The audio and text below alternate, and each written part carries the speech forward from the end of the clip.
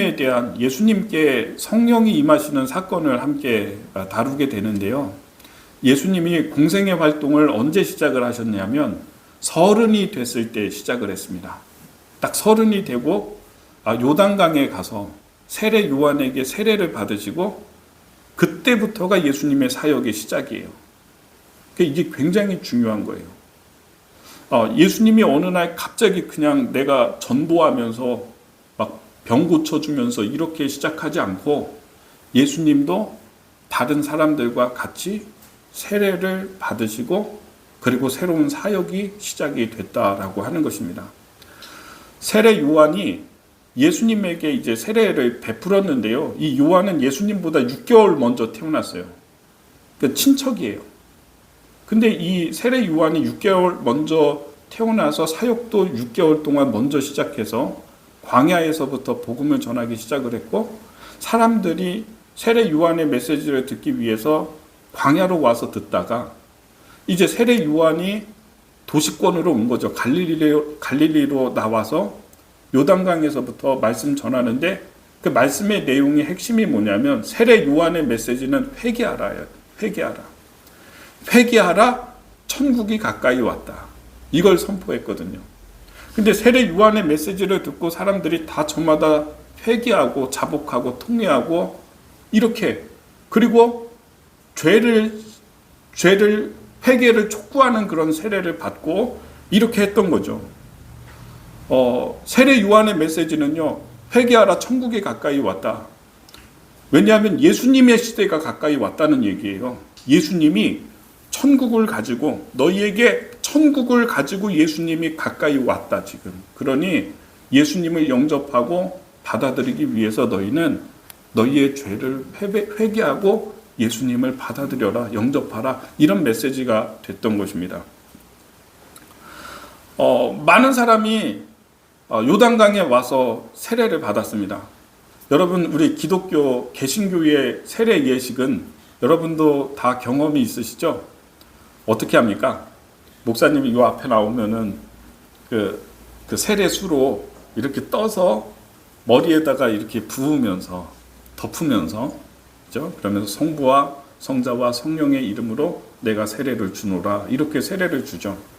근데 세례 요한이 세례를 베풀었던 그것은 요단강 안으로 들어가는 거예요. 사람들이 그 사람이 요단강 안에 들어가서 완전히 잠기고 다시 일어나는 거죠. 그래서 물에 잠긴다는 의미가 뭐냐? 내가 내 머리 위에 물이 있다는 얘기는 물에 빠져서 죽는 거 아니겠어요? 그렇게 되면 그러니까 죽음을 의미하는 거죠. 그래서 예수 안에서 내가 세례를 받고 다시 태어난다라고 하는 다시 살아난다라고 하는 이런 새로움의 의미와 이런 부활의 의미가 세례 예식 가운데는 있는 것입니다.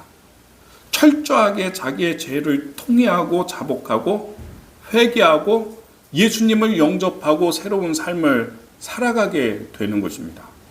이 예수님이 세례를 그렇게 세례 요한이 예수님이 나와서 나에게 세례를 베푸십시오 이렇게 했더니 세례 요한이 반대합니다. 거절해요. 이제 다른 성경의 본문에 보면은 거절했어요. 왜냐하면 당신은 나에게 세례를 베풀 뿐이고 근데 내가 세례를 받아야 되는데 어찌 내가 당신에게 세례를 베풉니까? 하면서 거절을 해요. 그런데 예수님이 이제는 허락하라 그러시거든요. 이제는 허락하라. 이게 여러 번 못합니다 한 거예요. 이제는 허락하라. 그래서 세례를 받으시고 예수님이 무트로 나오는데 그때 하늘이 갈라지면서 성령이 비둘기처럼 예수님에게 내리는 게 보였습니다. 그리고 하늘에서 음성이 들려서 너는 내 사랑하는 아들이라 내가 너를 기뻐하노라 라고 하는 하나님의 음성이 들렸어요. 이게 굉장히 중요한 사건인데 한번 읽어보겠습니다. 자, 10절 말씀에 10절 읽어보겠습니다. 10절 11절 시작.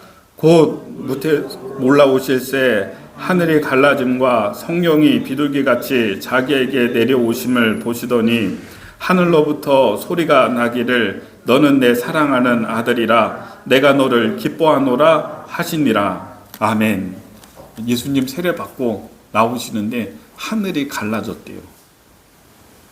그리고 성령이 비둘기처럼 막 내리는 게 보인 거죠. 그리고 음성이 또 들린 거죠.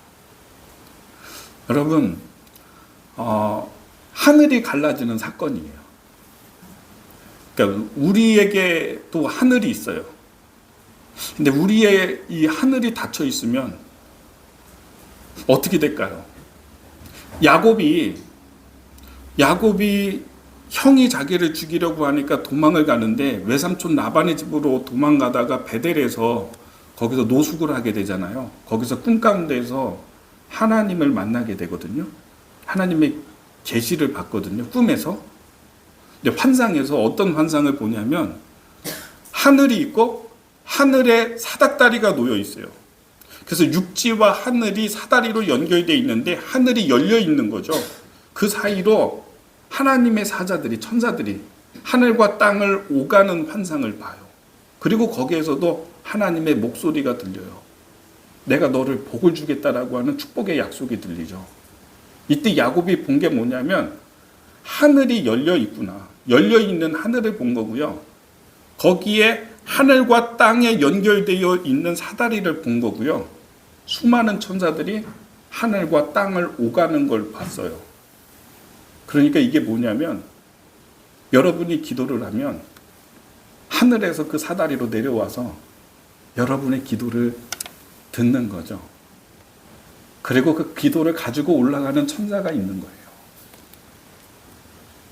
이게 하늘이 열려 있으니까 우리 안에서 선한 일을 역사하시고 나를 도와주시고 나를 성장시키시는 하나님의 역사가 천사가 그 사다리 타라고 지금도 내려오고 있을 거예요. 그죠? 그리고 여러분 기도하면 기도를 가지고 올라가겠죠. 근데 이 모든 것의 전제가 뭐냐면 하늘이 열려 있어야지 되는 거 아니겠어요? 하늘이 닫혀 있으면. 그럼 어떻게 되는 거예요? 그죠? 예수님이 이렇게 세례 받고 나오셨는데 하늘이 갈라지고 성령이 비둘기처럼 임하시는 환상이 있었어요. 저는 오늘 이 말씀을 통해서 깨닫게 되는 게 나와 하나님 사이에 하늘이 열려 있어야 되겠다는 거예요. 이게 닫히면 소용이 없어요. 닫혀 있으니까. 근데 오늘 그래서 열림에 대해서 우리의 하늘의 열림에 대해서 한번 생각을 해보기를 원합니다. 어떻게 하늘이 열리나? 첫 번째입니다. 첫 번째는 회개할 때, 내 죄를 뉘우치고 회개할 때 하늘이 열려요. 세례 요한이 전한 메시지는 무엇입니까? 세례 요한의 선포의 핵심은 뭐냐면 회개하라, 천국이 가까이 왔다, 이거거든요. 그때 백성들이 저마다 다 자기의 죄를 회개하면서 말씀을 듣고 회개하면서 마음이 새로워졌어요. 그리고 세례를 받았어요. 이 회개 운동이 있으면요, 하늘이 열립니다. 기독교의 모든 역사를 보면은 언제 부흥의 역사가 있는지 아십니까? 회개가 많을 때 부흥의 역사가 항상 있어 왔어요. 우리 성경 말씀 하나 보여주십시오. 말씀 넘겨서. 자, 우리 이사야 59장 1절 말씀을 같이 한번 읽어보겠습니다. 이사야 59장 1절입니다. 스크린을 보면서 같이 1절, 2절 말씀 읽겠습니다. 시작. 여호와의 손이 짧아 구원하지 못하심도 아니요 귀가 둔하여 듣지 못하심도 아니라 오직 너희 죄악이 너희와 너희 하나님 사이를 갈라놓았고 너희 죄가 그의 얼굴을 가리어서 너희에게서 듣지 않으시게 함이니라. 아멘. 이사야 시대에 백성들이 왜 하나님 우리 이렇게 힘들고 어려운데 그냥 이렇게 두십니까? 왜 우리의 고난에 대답하지 아니하시고 왜 하나님 이렇게 답답하게 그렇게 계십니까? 라고 그렇게 얘기를 했을 때 이사야 선지자를 통해 가지고 59장 1절 2절 말씀, 하나님의 손이 짧아져서 너희가 거기에서 곤란한데 하나님의 손이 만약 길다면 딱 길게 해가지고 나를 구원하고 도와주실 수 있을 텐데, 이런 생각을 한 거예요, 사람들은. 그래서 하나님의 손이 짧아졌나? 그래서 우리를 돕지 못하시나? 이렇게 생각을 했다는 거예요. 그리고 1절에 이렇게 보면 하나님의 귀가 어두워서 이게 할머니들처럼 이렇게 둔해져가지고 우리가 기도를 하는데 하나님이 못 들으시나? 우리의 음성을 못 들으시나? 이런 생각을 했다는 거예요. 근데 하나님의 손이 짧아졌던 것도 아니고 하나님의 귀가 어두워진 것이 아니라 오직 너희의 죄악이, 너희의 허물이, 너희의 죄가 하나님과 너희 사이를 가로막았다. 여러분, 나를 힘들게 하는 거는 뭐냐면 나예요. 나의 죄가 하나님과 나의 사이를 가로막았다는 거예요. 그래서 내가 기도하는데 하나님이 듣지 못하게 되었다는 거예요. 그래서 여러분, 저는 이것을 너무 많이 경험을 해요. 우리의 하늘이 열리려면, 우리의 하늘이 갈라지려면 어떤 게 돼야 되냐면 회개가 돼야 돼요. 성령님이 오셔서 여러분 안에서 회개하는 마음이 막 일어나야 돼요. 저는 성령님이 나에게 오시잖아요. 그러면 어떤 현상이 있냐면 여러 가지 현상이 있습니다. 다 똑같지 않아요. 다 달라요. 근데 대부분 많은 경우가 보면 성령을 받았을 때 자기의 죄가 떠오르고 자기의 죄를 회개하고 고백하는 경우가 참 많습니다. 네. 그래서 저는 중학교 때 수련회 갔는데 내 친구들 막 권사님 아들, 집사님 아들 막 다 해가지고 갔죠. 너무 놀랬던 게 그날 그 수련회에서 성령이 임한 거예요. 그러니까 막 내가 아는 친구들이 막 같이 막 놀았던 친구 중에 어떤 애는 그냥 바닥에 누워서 막 굴러요. 떼굴떼굴 굴러요.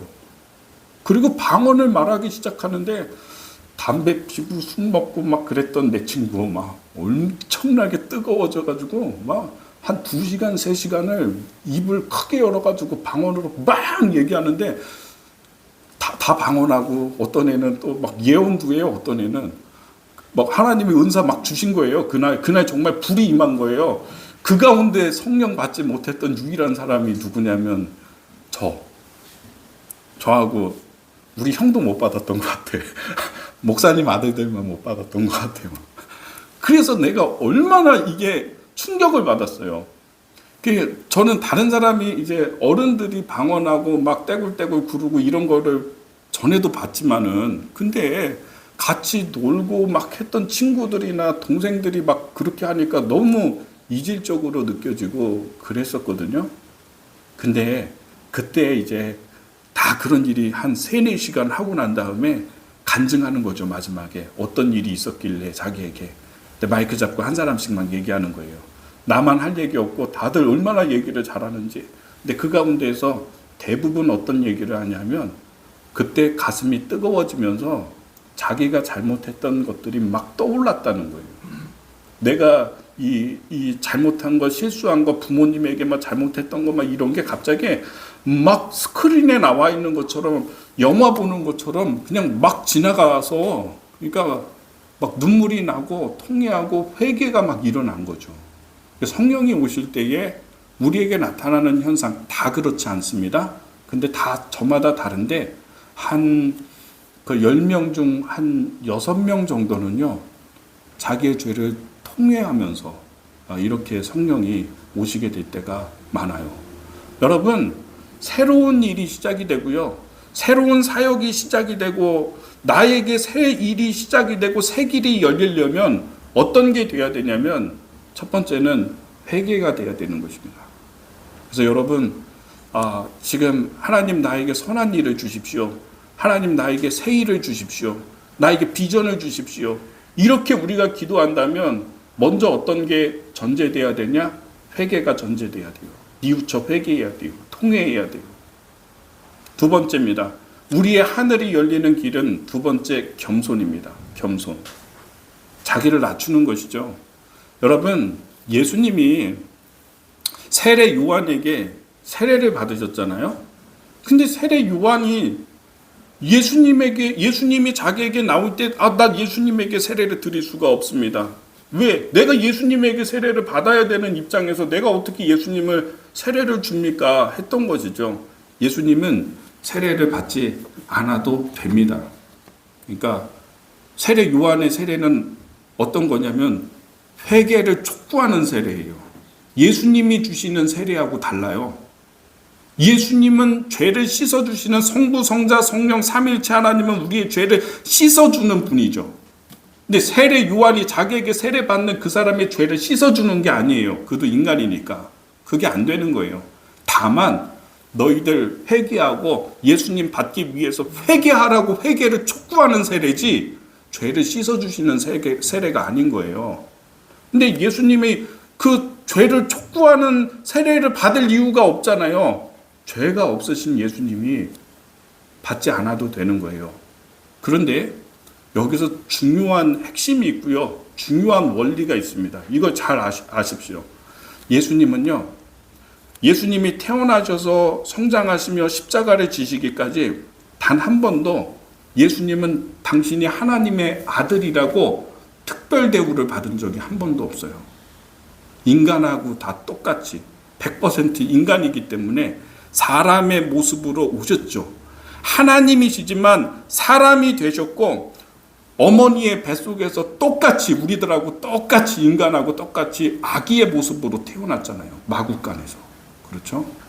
태어난 지 8일째 되는 때에 다른 아이들, 남자아이들하고 똑같이 할례를 받으셨죠. 오늘날로 얘기하면 포경수술이죠. 지금은 마취하지만은 마취 안 하고 칼로 베는 거 아니에요. 피가 철철 나고. 왜 8일째 되는 때에 하는지 아십니까? 8일째 전에 하면 죽을 수도 있으니까. 과다출혈로. 똑같아요. 예수님은 당신이 하나님의 아들이라고 예외 조건을 받은 적이 없어요.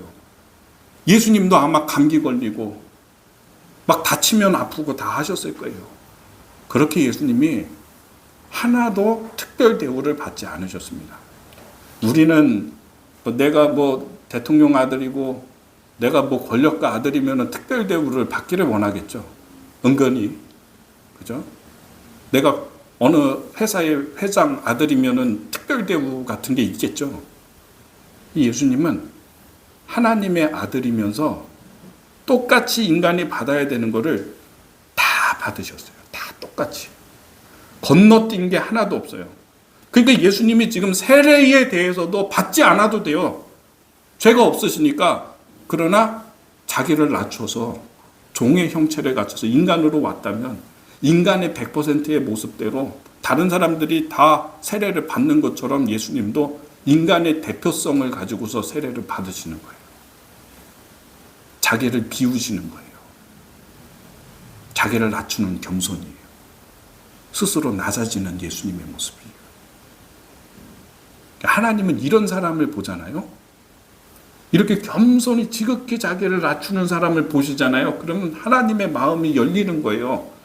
그러니 세례를 받고 나올 때 하늘이 열리잖아요. 여러분, 하늘은 어디서 언제 열리는지 아십니까? 겸손한 사람 앞에서 열리는 거예요. 다음 성경 구절을 보여주세요. 자, 빌립보서 2장의 말씀이에요. 제가 이야기했던 거 그대로 말씀에 기록되고 있죠. 지금 빌립보서 2장 6절 말씀, 7절 말씀까지 한번 읽어보겠습니다. 시작. 그는 근본 하나님의 본체시나 하나님과 동등됨을 취할 것으로 여기지 아니하시고 오히려 자기를 비워 종의 형체를 가지사 사람들과 같이 되셨고 사람의 모양으로 나타나사 자기를 낮추시고 죽기까지 복종하셨으니 곧 십자가에 죽으심이라. 아멘. 인간의 모습을 철저하게 입으시고 세례를 받지 않아도 되지만 자기를 비워서 겸손하게 그렇게 세례를 받고 나오니까 그 하늘이 갈라지면서 참 재밌습니다. 마가복음에서는 하늘이 갈라졌다는 표현이고요. 마태복음에서는 열렸다예요. 예. 하늘이 열리고 진짜 하나님과 우리 사이에 정말 가로막혀 있는, 딱 막혀 있는 것 같은데 인생과 같은, 그런데 거기에서 틈이 생기고 갈라지고 그리고 하늘이 열리고 하나님의 성령이 내려오셨다. 저는 이런 역사가 여러분에게 그리고 저에게도 있게 되기를 바랍니다. 하늘이 열리는 겁니다. 겸손하십시오. 지극히 자기를 낮추시고 하나님 앞에서 지극히 겸손한 모습으로 나가고 세 번째입니다. 우리가 세 번째로 묵상하는 것은 성령이 비둘기같이 임하셨다. 우리 한번 11절 말씀을 같이 읽어보겠습니다. 11절입니다. 11절 시작. 하늘로부터 소리가 나기를 너는 내 사랑하는 아들이라 내가 너를 기뻐하노라 하시니라. 10절 말씀 또 읽어보겠습니다. 시작. 곧 물에서 올라오실새 하늘이 갈라짐과 성령이 비둘기같이 자기에게 내려오심을 보시더니. 아멘. 하늘 갈라지고 성령이 비둘기처럼 확 예수님에게 내려오는 게 환상이 보이죠. 여러분, 때로는 성령이 이렇게 오세요. 제가 앞에 이야기했던 내 친구들 같이 기도하는데 막 그냥 떼굴떼굴 부르고, 어떤 애는 입이 열려서 막 방언하고, 또 어떤 애는 입이 열려서 예언을 하기 막 시작하고요. 어떤 애는 참 신기했어요. 영서를 써요.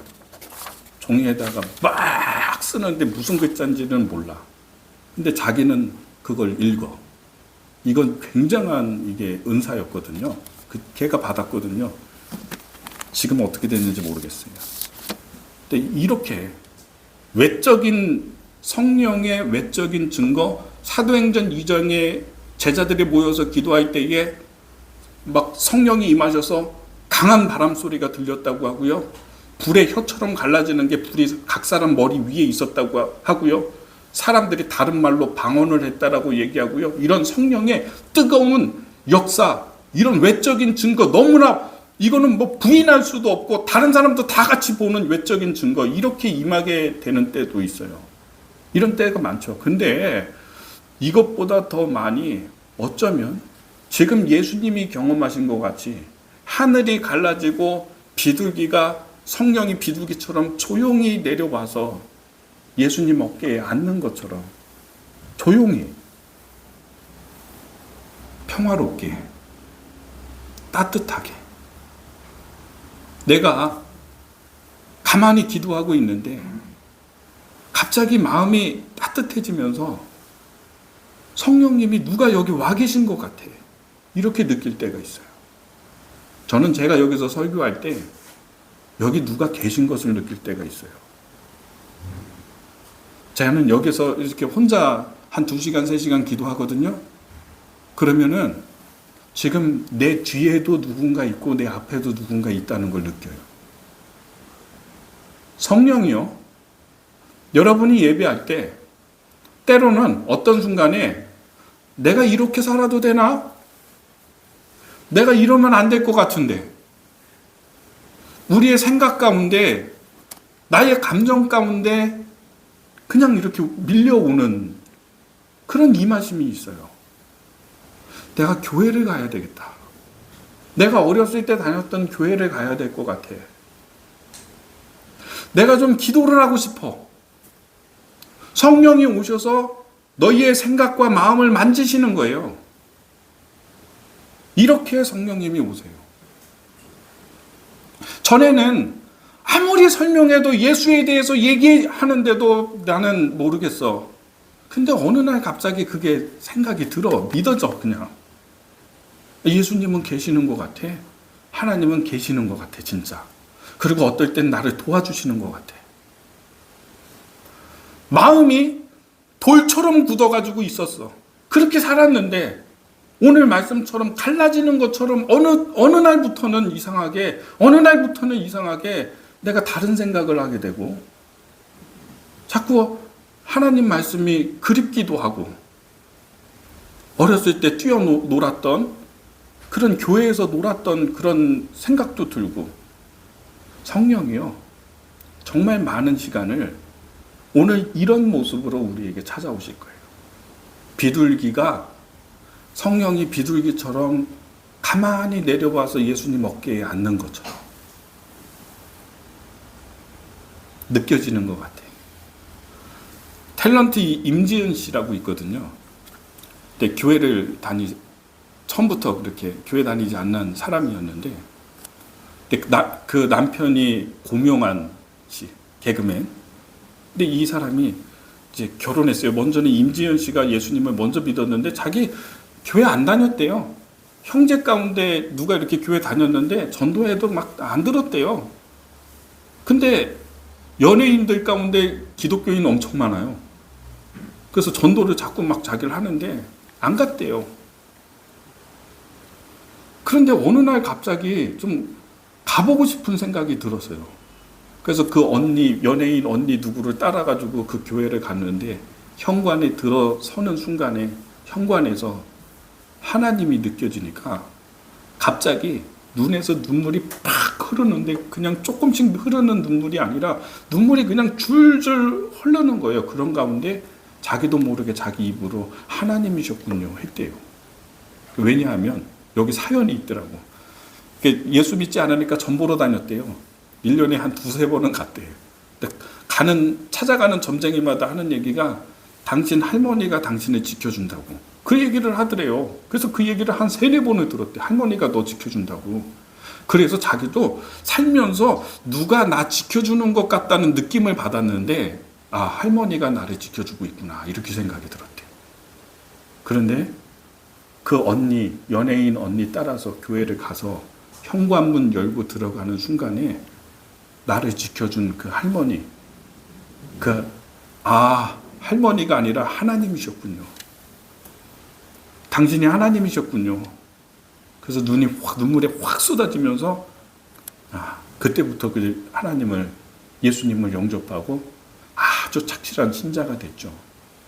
여러분, 할머니가 여러분 지켜주는 거 아니에요. 여러분의 누구 조상? 점쟁이들이 그렇게 얘기해요. 누가 당신 수호신으로 지켜준다고. 아니에요. 하나님이에요. 하나님. 순간 깨닫는 거예요. 그렇게 오세요. 성령님이 오늘 이 말씀 이대로 성령이 비둘기처럼 가만히 내 어깨에 앉고 어느 날 성령이 갑자기 와서 내 마음을 두드리고요. 믿음을 주고요. 하나님이 있다는 사실을 깨닫게 하고요. 회개하게 하고요. 그렇게 오시는 거예요. 저는 어떨 때 그냥 눈물이 확, 예배하다가도 설교하다가도 갑자기 눈물이 확 쏟아지려고 할 때가 있어요. 되게 곤란해요. 그게 이렇게 설교하고 하다가 그거 좀 안 좋을 것 같아서 성도들 걱정하고 그럴까봐 내가 막 발꼬락을 막 꼬집으면서 참는데, 성령이 오시는 증거가, 외적인 증거가 그거예요. 오시면요, 눈물이 나도 모르게 확 그냥 막 계속 만지시면. 여러분 기도하다가 갑자기 눈물 날 때 있죠? 기도 응답되는 증거예요. 들으셨다는 증거예요. 저는 오늘 여러분 마음을 여세요. 내가 예수님 잘 안 믿었어도요, 나는 지금 예수님에 대해서 잘 몰라도요, 성령님이 이렇게 오세요. 그리고 나에게 생각을 주세요. 내가 너 도와줄 거라고. 너 지금 이런 어려움 가운데 있지만은 내가 너 지켜줄 거라고. 그렇게 오세요. 그리고 생각을 줘요. 생각을. 이렇게 하면 되겠다. 내가 이렇게 하면 살겠다. 내가 이렇게 하면 하늘이 열리겠다. 마음을 여십시오. 오늘은 이제 다음 주가 성령 강림절이죠. 그 다음에는 외적인 증거에 대한 이야기를 할 거고, 오늘은 조용히 찾아오시는 성령의 내적인 증거에 대해서 이렇게 설명했어요. 우리 사랑하는 모든 성도님들, 오늘 말씀 기억하면서 성령님을 영접하고 함께 하시기를 예수님의 이름으로 축복합니다. 기도하겠습니다.